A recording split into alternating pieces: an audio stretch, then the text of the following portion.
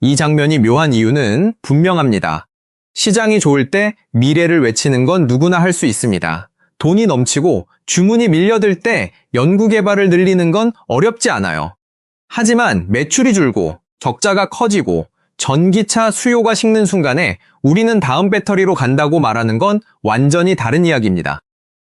2025년 삼성 SDI의 실적 부진은 단순히 한 회사만의 문제가 아니었습니다. 글로벌 전기차 시장이 예상보다 천천히 움직였고 배터리 주문이 줄었고 ESS와 미국 관세 변수까지 겹쳤습니다.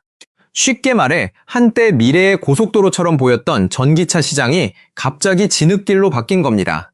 그런데 바로 그때 삼성 SDI는 리튬이온 배터리만 붙잡고 버티기보다 아예 판 자체를 바꿀 수 있는 전고체 쪽으로 고개를 돌렸습니다. 전고체 배터리가 왜 그렇게 특별한지부터 봐야 합니다. 지금 쓰는 리튬이온 배터리 안에는 액체 전해질이 들어 있습니다. 전기가 오가도록 도와주는 통로 같은 역할을 하죠. 그런데 이 액체는 효율적이지만 동시에 불안정합니다. 충격이나 과열, 내부 단락이 생기면 화재 위험이 커질 수 있습니다. 전고체 배터리는 이 액체를 고체로 바꿉니다. 출렁이는 액체 통로를 단단한 고체 길로 바꾸는 겁니다. 이론적으로는 더 안전하고 더 높은 에너지 밀도를 노릴 수 있고 배터리 구조도 더 과감하게 설계할 수 있습니다. 그래서 업계에서는 전고체를 흔히 꿈의 배터리라고 부릅니다. 하지만 꿈이라는 말에는 늘 반대편 의미도 있습니다. 좋다는 건 알지만 만들기 너무 어렵다는 뜻이기도 합니다. 가장 큰 차이는 에너지 밀도입니다. 삼성 SDI는 자사 전고체 배터리가 리터당 900Wh 수준의 에너지 밀도를 목표로 한다고 밝혔습니다. 기존 양산각형 배터리보다 약 40% 높은 수준이라는 설명도 붙었습니다.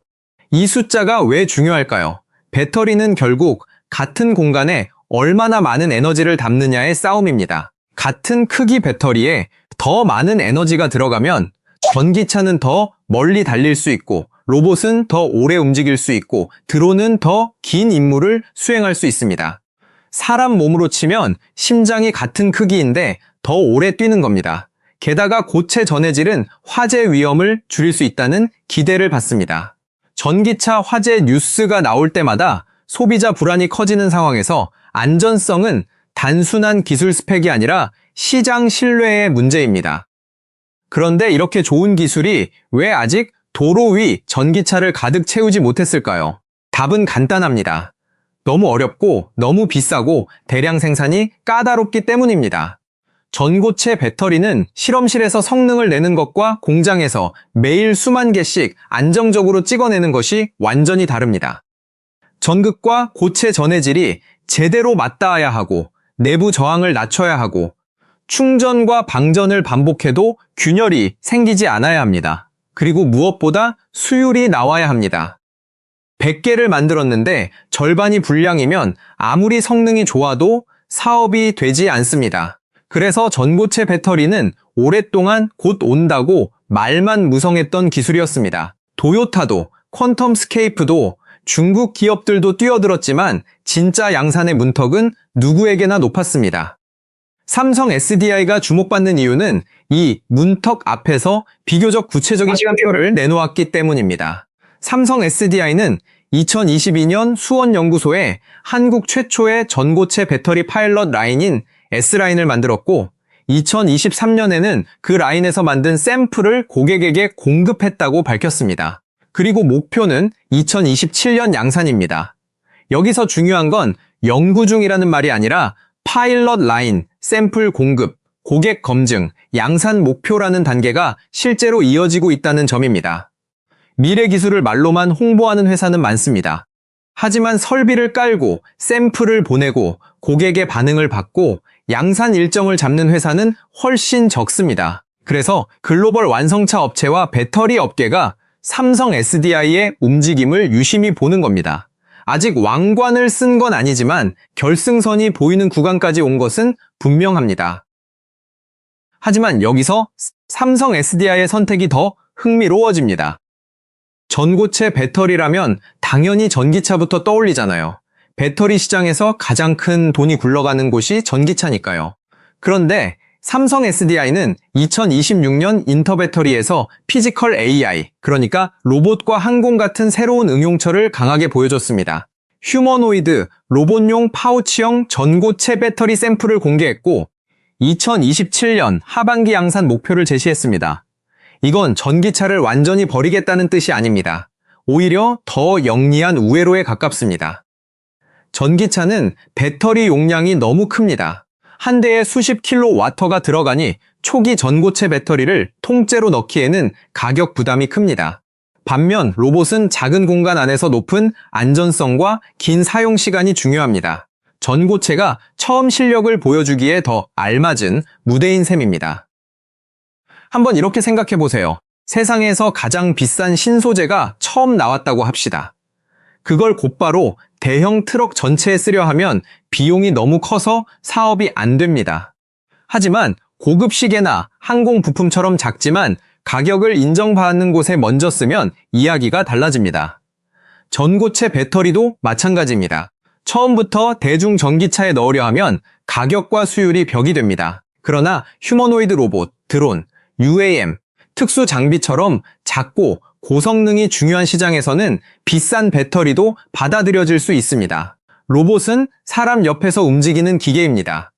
화재 위험이 낮아야 하고 몸통 안의 좁은 공간에 에너지를 많이 담아야 하며 순간적으로 팔과 다리를 움직일 출력도 필요합니다. 삼성 SDI가 로봇을 첫 무대로 보는 이유가 여기에 있습니다. 피지컬 AI 시대라는 말도 그냥 유행어가 아닙니다. 지금까지 AI는 화면 속에서 글을 쓰고 그림을 그리고 코드를 짜는 존재처럼 보였습니다. 그런데 다음 단계는 AI가 몸을 갖는 것입니다. 창고에서 물건을 나르고 공장에서 부품을 조립하고 병원과 가정에서 사람을 돕는 로봇이 등장하는 거죠. 이 로봇에게 가장 중요한 장기 중 하나가 배터리입니다. 두뇌가 아무리 똑똑해도 심장이 약하면 몇 시간 움직이다 멈춰야 합니다. 기존 로봇 배터리는 사용 시간이 제한적이고 충전 시간이 길고 출력과 안전성 사이에서 타협해야 하는 경우가 많았습니다. 삼성 SDI는 전고체 배터리가 로봇의 작동 시간을 최대 8시간까지 늘릴 수 있는 해결책이 될 수 있다고 설명했습니다. 하루 근무 시간에 가까운 로봇이 가능해진다면 로봇 산업의 경제성은 완전히 달라질 수 있습니다. 바로 이 지점에서 글로벌 배터리 업계가 흔들리는 겁니다. 전고체 배터리는 단순히 리튬이온보다 조금 좋은 배터리가 아닙니다.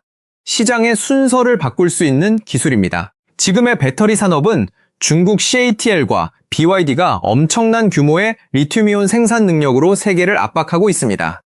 한국 배터리 생산은 고성능 제품과 북미 유럽 고객망으로 맞서고 있지만 가격 경쟁에서는 중국이 너무 강합니다. 만약 게임이 계속 리튬이온의 원가 경쟁으로만 흐르면 한국 기업들은 점점 어려운 싸움을 해야 합니다. 그런데 전고체는 아직 모두가 같은 출발선에 가까운 분야입니다. 물론 중국과 일본도 강하지만 기존 리튬이온처럼 규모만으로 끝나는 싸움은 아닙니다. 소재, 공정, 특허, 고객 검증, 안전성이 모두 중요합니다. 삼성 SDI가 이 분야에 집요하게 매달리는 이유입니다.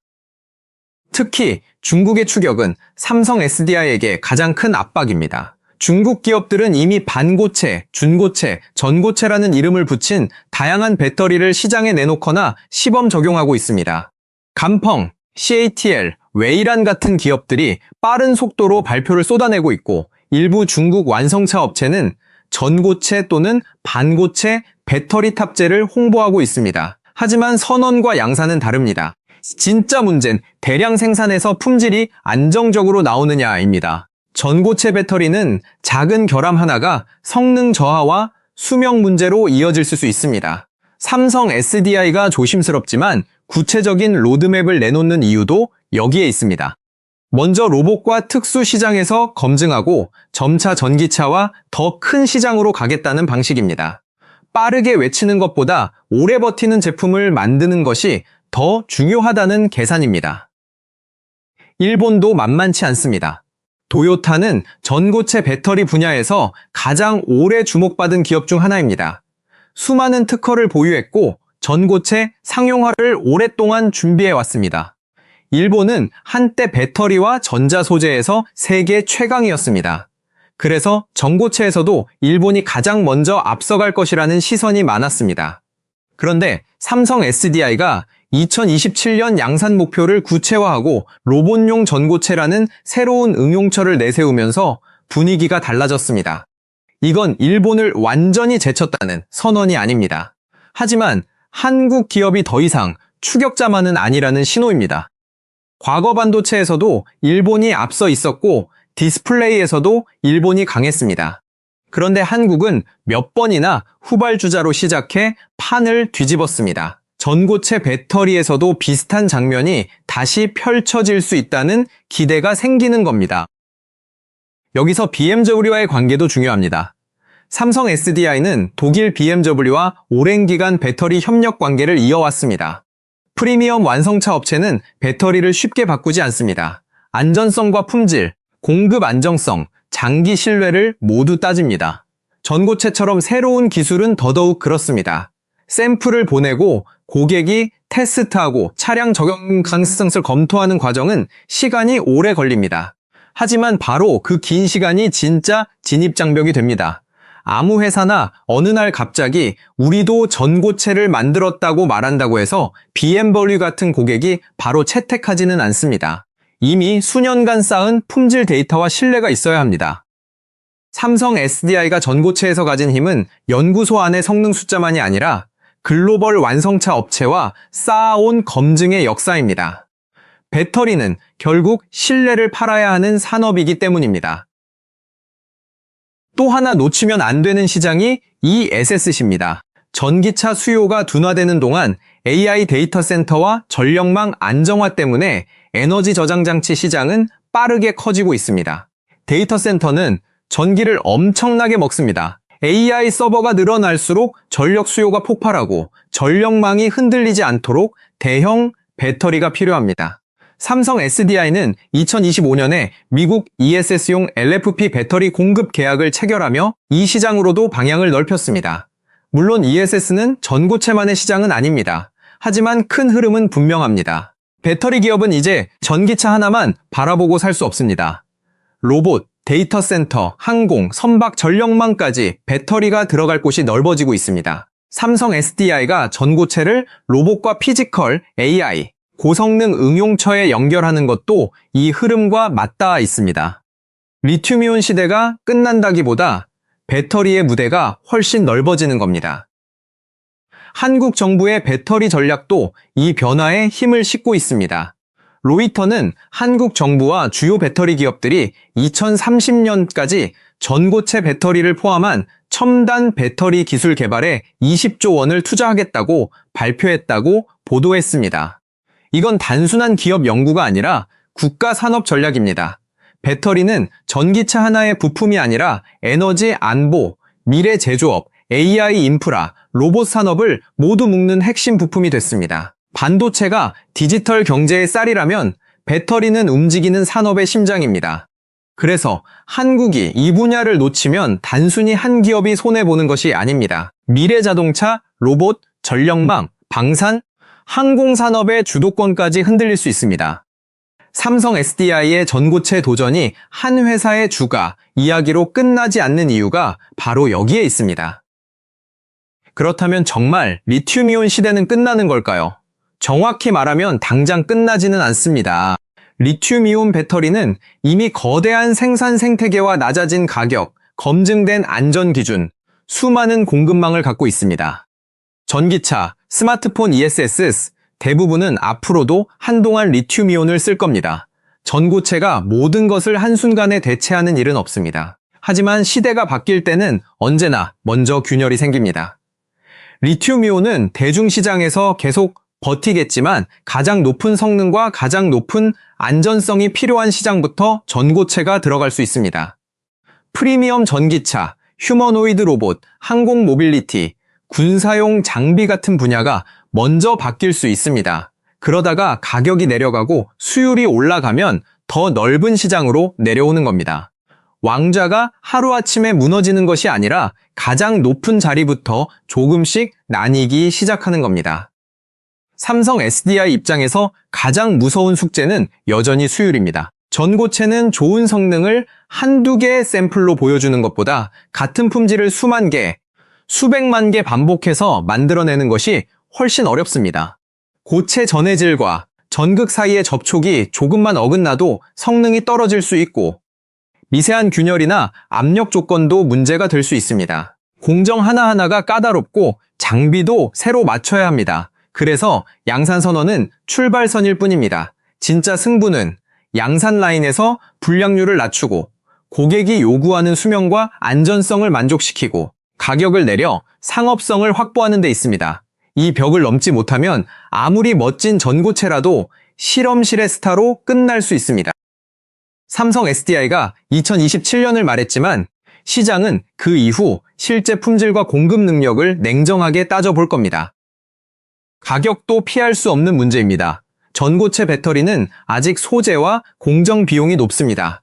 황화물계, 고체 전해질, 리튬 금속 음극, 특수 공정 장비가 모두 부담입니다. 특히 초기 시장에서는 전기차 전체 가격을 높일 수 있어 대중 모델에 적용하기 어렵습니다. 그래서 삼성 SDI가 로봇을 먼저 보는 전략은 현실적입니다. 로봇은 배터리 용량이 전기차보다 작고 긴 작동 시간과 안전성에 프리미엄을 줄 수 있습니다.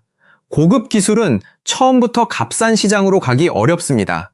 먼저 성능의 가치를 인정받는 시장에서 돈을 벌고 생산 경험을 쌓고 공정 수율을 끌어올려야 합니다. 이후에야 대형 전기차 시장으로 내려갈 수 있습니다. 이것은 실패를 피하기 위한 도피가 아니라 신기술을 살아남게 만드는 단계적 상륙 작전입니다. 소재 공급망도 중요한 전쟁터입니다. 전고체 배터리에는 고체 전해질과 리튬 관련 소재가 핵심으로 들어갑니다. 만약 이 소재를 해외에 지나치게 의존하면 아무리 셀 기술이 좋아도 원가와 공급 안정성에서 흔들릴 수 있습니다. 한국이 반도체 소재 수출 규제를 겪으며 배운 교훈이 바로 이것입니다. 최종 제품만 잘 만들어서는 부족합니다. 핵심 소재와 장비, 공정 기술까지 같이 잡아야 오래 버팁니다. 포스코를 비롯한 국내 소재 기업들이 황화리튬 같은 전고체 핵심 소재에 관심을 두는 이유도 여기에 있습니다. 전고체 시장이 열리면 배터리 셀 업체만 돈을 버는 것이 아닙니다. 소재, 장비, 검사, 재활용, 완성차, 로봇 기업까지 이어지는 생태계가 함께 움직입니다. 그래서 이 전쟁은 삼성 SDI 손자만의 전쟁이 아니라 한국 산업 전체의 체력 싸움입니다. 전고체가 안전하다고 해서 위험이 완전히 사라지는 것도 아닙니다. 고체 전해질은 액체 전해질보다 화재 위험을 줄일 수 있지만 리튬 금속 음극을 쓰는 구조에서는 덴드라이트와 계면 안정성 문제가 여전히 중요합니다. 충전과 방전을 반복하면 내부에서 미세한 변화가 생기고 이것이 수명과 안전성에 영향을 줄 수 있습니다. 특히 로봇은 자동차보다 움직임이 복잡합니다.